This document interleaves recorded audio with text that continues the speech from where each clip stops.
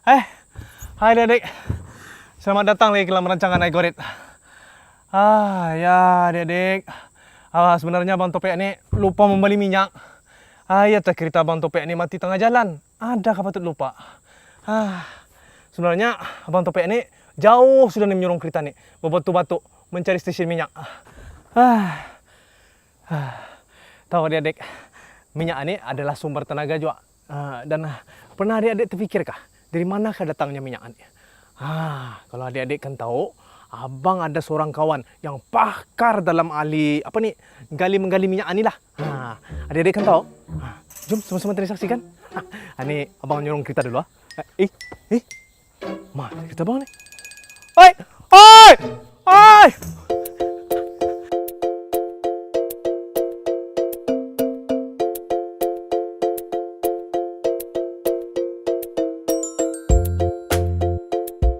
Sebelum masuk ke kawasan pelantar, semua pekerja dimestikan untuk melapor diri di meja keselamatan. Semua ini dilakukan dalam memantau keselamatan pekerja yang keluar dan masuk ke kawasan ini.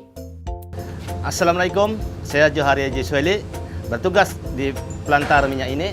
Jadi jika anak-anak ingin melihat lebih dekat lagi, jom kita pergi lebih dekat. Ini adalah pelantar minyak. Pelantar minyak adalah satu rangka binaan yang digunakan untuk menempatkan pekerja dan mesin bagi penghasilan minyak. Tapi dari mana datangnya minyak? Kalau kawan-kawan nak tahu, minyak sebenarnya terhasil di dasar laut berjuta-juta tahun dulu. Ketika itu, permukaan bumi agak berbeza daripada sekarang. Masa itu, permukaan laut lebih luas daripada daratan. Dan dalam laut ketika itu pula, hidup berbilion jenis tumbuhan dan hidupan laut. Apabila tumbuhan dan hidupan laut ini mati, mereka tenggelam ke dasar laut. Makin lama, semakin banyaklah tumbuhan dan hidupan laut yang mati dan tertimbun di dasar laut.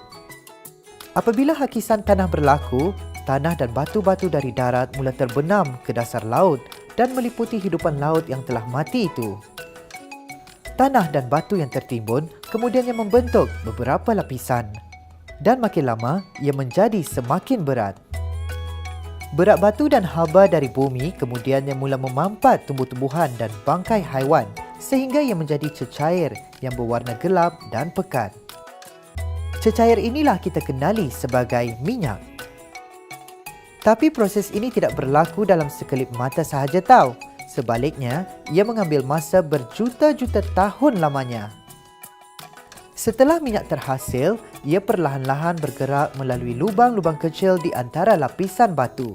Di sinilah telaga minyak terbentuk, iaitu di dasar lautan. Hari ini, tempat-tempat yang dulunya diliputi permukaan air telah digantikan dengan daratan. Sebab itulah kita boleh menggali minyak di daratan juga, seperti yang dilakukan di Brunei.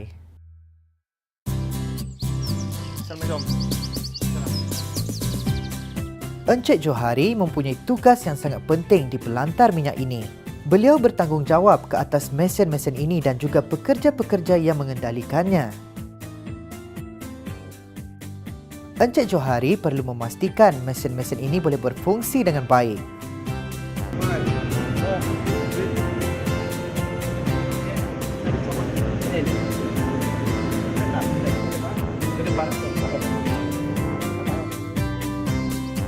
Mesti kawan-kawan tertanya-tanya, apa sebenarnya guna mesin ini kan? Mesin ini dikenali sebagai gerudi. Ia membantu untuk menggerudi lubang dalam tanah untuk menyedut keluar minyak. Kerja menggerudi tanah ini bukannya satu kerja yang mudah. Mula-mula sekali, pelantar mesti disediakan untuk menyokong gerudi. Setelah itu, telaga minyak akan digerudi sehingga sampai ke lapisan minyak. Tapi, minyak sebenarnya tidak dapat disedut keluar lagi. Sebabnya, minyak yang terdapat di bawah tanah ini adalah petroleum, iaitu campuran minyak mentah dan gas asli. Oleh kerana gas asli adalah ringan, ia sentiasa berada di atas lapisan minyak mentah. Sebelum minyak mentah boleh disedut keluar, gas asli mestilah dibakar dahulu. Api yang biasanya kita lihat di pelantar minyak adalah disebabkan oleh gas asli yang sedang dibakar.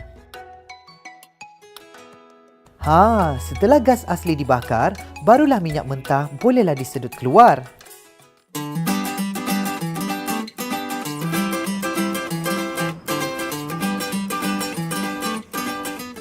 Agaknya apa yang berlaku setelah minyak mentah disedut keluar? Setelah minyak-minyak mentah tadi dikeluarkan, ia akan disalurkan ke dalam tangki-tangki yang ada di belakang saya ini. Kilang penapisan minyak adalah tempat di mana minyak mentah akan diproses dan ditapis hingga menjadi bahan yang berguna.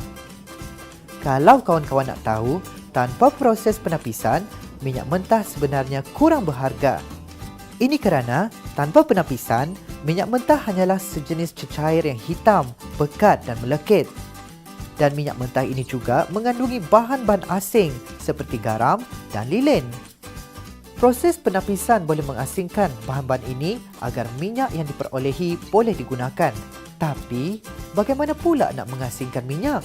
Itu mudah saja. Kita panaskan sajalah. Kalau kawan-kawan nak tahu, apabila minyak mentah dipanaskan, ia akan mula terpisah. Bahagian minyak yang ringan akan bergerak ke atas. Dan bahagian minyak yang berat akan ke bawah. Produk minyak yang paling ringan adalah gas. Ia membantu kita memasak di dapur. Seterusnya ialah petrol. Ia memberi kuasa tenaga kepada kereta dan motosikal. Kerosen pula digunakan untuk memberi kuasa kepada jet. Diesel digunakan oleh kenderaan besar seperti lori, bas dan truk. Dan komponen yang paling berat, asfalt, digunakan untuk membuat jalan raya dan bumbung rumah. Selain itu, ada banyak lagi produk-produk lain yang boleh dihasilkan daripada minyak yang ditapis. Tentu kawan-kawan tak tahu. Plastik, baju dan juga bekas polistrin dibuat daripada minyak. Memang banyak kegunaan minyak ini kan? Hebat!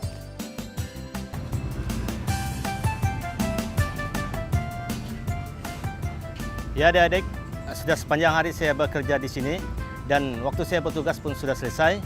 Okey, kita jumpa lagi. Minyak adalah sumber tenaga yang penting untuk kita, tapi minyak sebenarnya adalah sumber tenaga yang tidak boleh diganti semula. Seperti yang kawan-kawan dah lihat tadi, minyak mengambil masa beratus jutaan tahun untuk terhasil. Satu hari nanti, telaga minyak di serata tempat di dunia ini akan menjadi kering dan pada masa itu tak akan ada lagi minyak untuk kegunaan kita. Sebelum ini terjadi, mungkin ada baiknya kita mula menggunakan sumber tenaga yang alternatif.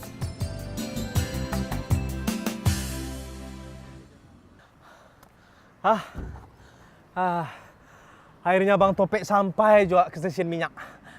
Jauh Abang Topek tadi tu, berbatu-batu. Melihat juga adik-adik tadi tu, Abang menyuruh macam-macam ulah. Akhirnya sampai juga.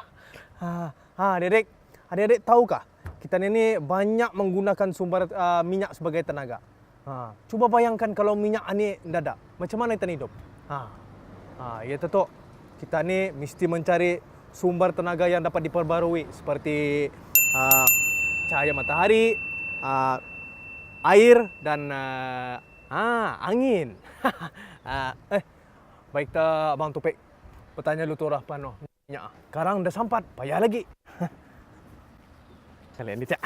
Dapat tembali minyak, lepas terbalik ni. Habis. Minyak habis. Alah. Mun macam mana ni gayanya? Baik tak Abang Topek membalik kereta yang jenis solar. Macam mana ni? Masa tu menunggu bas ni. Sampai jumpa lagi dalam rancangan yang lain. Dalam cerita yang lain. I got it.